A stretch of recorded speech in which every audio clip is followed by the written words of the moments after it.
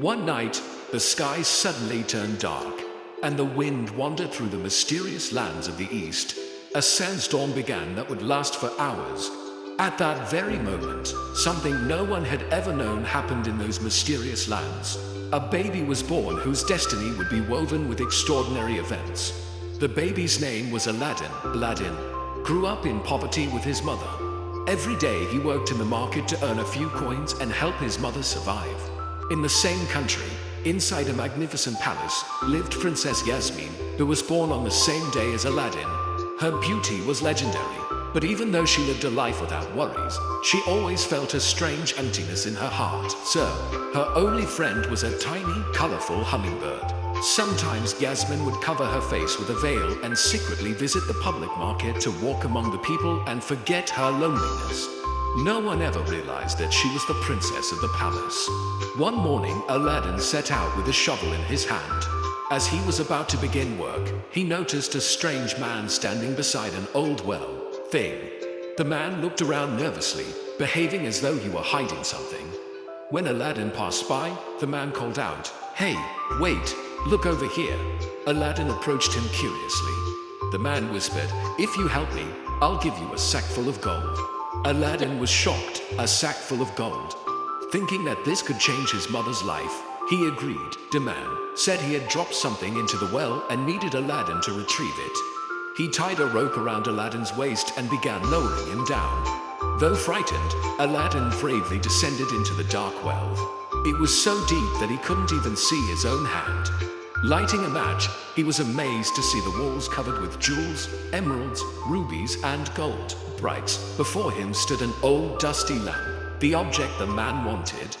Excited, Aladdin shouted that he had found the lamp. The man urged him to pass it up quickly. But when Aladdin handed over the lamp, the man suddenly released the rope.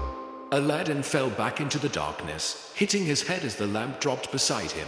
The wicked man, furious at his mistake, left the place, and Aladdin was trapped alone in a cold, silent well for days. One day, a faint light appeared before him.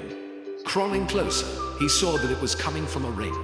When he slipped it onto his finger, the entire well lit up, and a giant appeared. "You have 3 wishes," the giant said. Without hesitation, Aladdin wished to be free. Instantly, he found himself outside the well, holding the golden lamp in his hands. As he hurried home, Aladdin accidentally bumped into a veiled girl in the market. It was Princess Yasmin. Both were struck by each other's beauty, and though they went their separate ways, they could not forget the moment.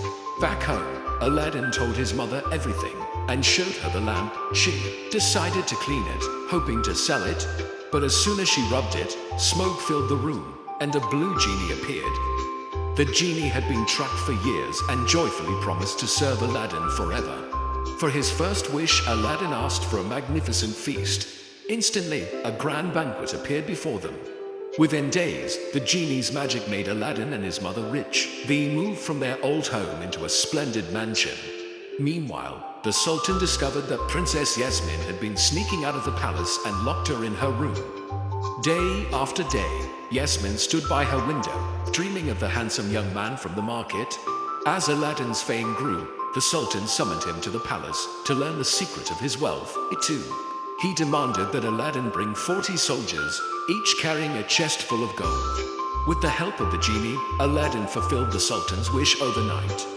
When Aladdin arrived at the palace the next day, the Sultan was astonished and agreed to let his daughter marry him. Yasmin, overjoyed, confessed her love for Aladdin, and their wedding became the grandest celebration in the kingdom. One day, while Aladdin was away, an old peddler passed by the palace shouting, "Old things for trade." Yasmin noticed Aladdin's old lamp and exchanged it for a new, shiny one, not realizing the peddler was the same wicked man who had once betrayed Aladdin. As soon as the man got the lamp, he rubbed it, and the blue genie appeared. The wicked man ordered the genie to carry the entire palace, along with Yasmin, far away into the desert. When Aladdin returned, the palace and Yasmin were gone. Remembering the magic ring, he put it on, and the giant appeared again. Aladdin wished to be taken to Yasmin, and in an instant, he found himself flying on a magic carpet across the desert, too. He reached the hidden palace and quietly entered. There, he saw Yasmin serving the wicked man. and the lamp lay beside him. Aladdin used his ring one last time and wished for the wicked man to turn into a bird.